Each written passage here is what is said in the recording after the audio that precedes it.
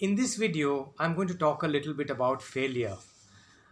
My name is Aziz Karim. I'm a wellness coach and I work with women, helping them integrate the physical, mental, and spiritual part of their lives so they can live happy, healthy, and prosperous lives. Many people are afraid of failure.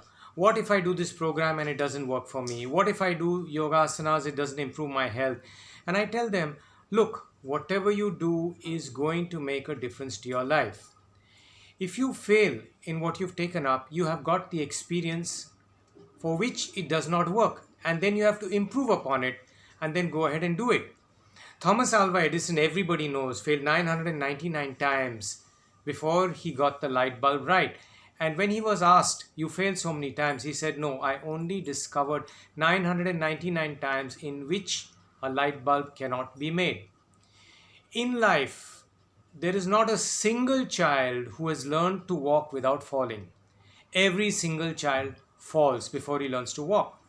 There is an old Zen saying that says, the master has failed more times than the novice has even attempted. And of course, there's another one that says, every master was once a disaster. So to improve your success rate, you have to keep increasing your failure rate, because the more you fail, the more you learn, the faster you will succeed. This is not some fancy thing. This is actual fact. If you study the lives of successful people, they have really failed more and more and more than most people. I'll give you another example in today's technology. When a plane goes from point A to point B and it has to follow a particular route, people say the route is charted out by the computer and is perfect. The plane is wrong. The flight is off direction 97% of the time. Yes, what happens is a little wind comes and it maybe puts it off to the left. The computer corrects it, it goes to the right.